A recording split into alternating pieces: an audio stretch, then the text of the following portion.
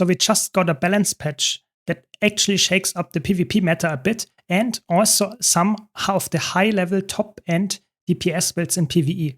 So without much further ado, let's analyze this. As always, special shout out to all my dear supporters on YouTube, Twitch, and Patreon. And now let's start by saying this is a balance patch that is very small. It's just like some kind of hotfix patch. It's not a full-fledged balance patch. Keep that in mind. Just addressing some issues that currently exist. We will get to that in a second. I just also want to mention here, currently it's the time of the year where arenanet and especially Guild Wars 2 celebrates the anniversary. So be sure to check out the gem store in a couple of weeks. There are really good sales right now. And if you log in next week, or I think it's a week, you will get a free Blackline chest key. So grab it. Maybe you're lucky and get something good. And really good for all the players that don't have all the expansions, especially the older ones. They are really cheap now. They are currently on sale, at least 10% off of all of them as far as I know. Some of them up to 60%. So be sure to grab them if you currently don't have all of them. And of course, if you want to support my channel, be sure to use my referral link in the description down below. Without additional cost, you can support me. But now let's start by analyzing this patch.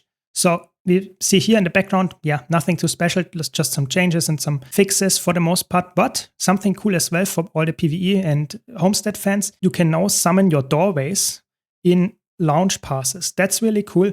Quite a nice convenience, I would say. And some other nice things, but nothing too insane. Also, some updates to the guaranteed wardrobe unlock. I like that because I engage with that, but not a lot of people do, so I guess that's fine. Then some World vs. World updates. Nothing too crazy as far as I know. And now we get into the balance patch. That's the important part. So I will cover each single change here and give you my opinion, of course. So this is really nice. Just a bit better pet control. How much better it will be? They say it's improved. Yeah, I guess better is better. But how much? I don't know. So we will see. I'm happy that they made some changes there, so that's good. And hopefully that's obviously also included for the beta event and the Visions of Eternity release. So I like that. Then Relic of Mistburn. In World vs. World and PvP, it was a really nice relic on some power builds. Now the additional strike chance, critical strike chance is down from 10 to 5%. It's still a good relic for the might application, but the stat stick with the 10% crit is now gone. I would say it's now more balanced. It was really strong on some power builds. So I'm a little bit sad because I really like this relic, but I think it's still useful.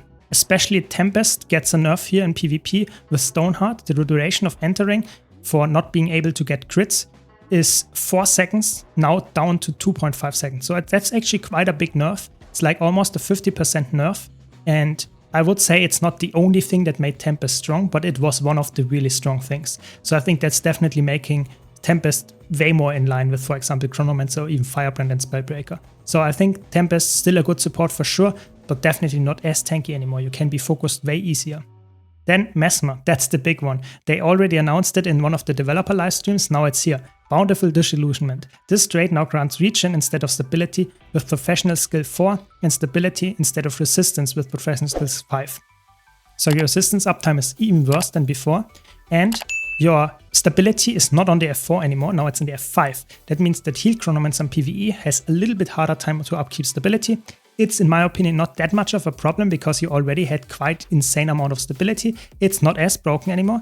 Keep that in mind. So it's definitely not at 100% all the time anymore, but still a really, really strong build and probably still the best support in the game. Just a little bit tuned down and probably so that Troubadour is just even better than that. Keep that in mind.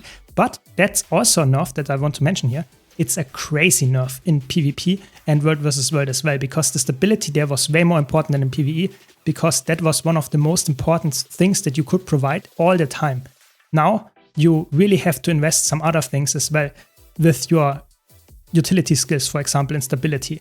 And in PvE that's not a problem, but in PvP and World vs. World that can to some extent be a problem because the utility skills are hard contested. Definitely a big nerf to Chronomancer in particular, but also nerf to Mirage actually, which is now unable to apply stability anymore. Keep that in mind as well, with the shatters at least.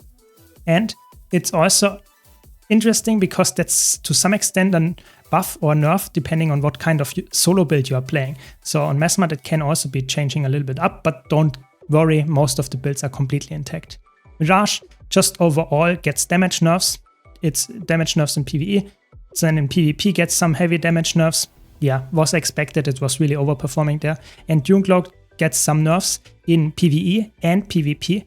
So it's now definitely harder to make useful as a crazy damage build. It's still the best option for damage, keep that in mind, for the most part at least, but definitely way harder to get use. So 1 second cut off in PvP, and in PvE it's also 1 second off, in addition to that you now acquire 3 instead of 2 clones. So that's definitely also way harder to use. So definitely hard nerfs to Mirage. Yeah, we saw that coming, but still a really, really strong build, don't worry. Then we have Necromancer, again, very predictable, just big nerfs to Staff and Transfusion.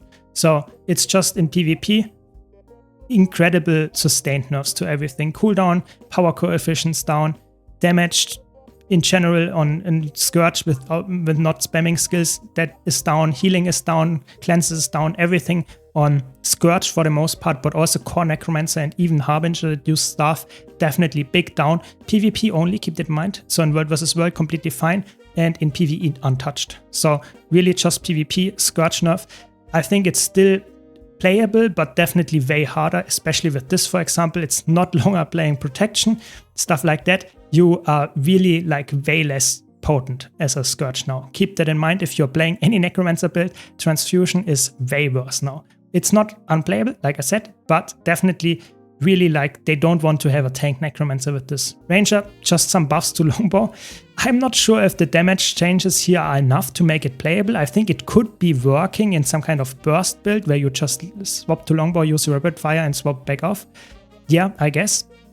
But for the most part, I'm not sure if that's enough to make it playable, but we will see.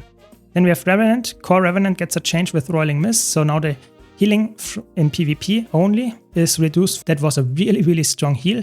Now it's nerfed. You will see that actually in general that Herald and Renegade as power DPS builds specifically in PvP got heavily gutted. I'm not even sure if they are still very worthwhile running because you actually lose a lot of value from it. So Chaotic Release gets a 10-second cooldown increase and gets the Condi Cleansing increase Herald here on the Dragon form, and Elevated Compassion gets a nerf. That's not too crazy. But it's also Renegade that gets some heavy nerfs, which both of them boost Roiling Mist as a nice trait because it's really, really strong for not only the crit chance, but also the healing, of course. And the healing gets now halved. And Renegade gets some heavy nerfs to its spirits. So I think Renegade is now way less likely to be absolutely meta pick. Let's see if it's dead in that sense. I doubt it, but it's definitely not as broken as it once was. So I think that's good because it was really obnoxious if you get one shot, and it is really tanky as well. So I think that makes sense. So overall, Revenant actually and Necromancer got some heavy nerfs together with Mirage, I would say. And then lastly, we have Bladestone nerfs. So just in PvE, there was a build with Love Forest and overcharged cartridges. This reached 50k DPS. That's now definitely down. How much, we will see, but I think it's still definitely a high DPS build. So we will see how much that changed. I would say definitely still completely fine and playable, just a little bit down. And we will also see how much the damage numbers on the Mirage video that I just released a week ago or something about the DPS build changes. Definitely still a very high number, but not as high as 53k, I imagine. So let me know your takes in the comments down below. If you like this video, be sure to leave a like and subscribe for more content like this. Thanks a lot for watching. More updates to come in the future, especially with the beta event tomorrow, so be sure to check that out. Thanks again to all my supporters, and I hope to see you all in the next video.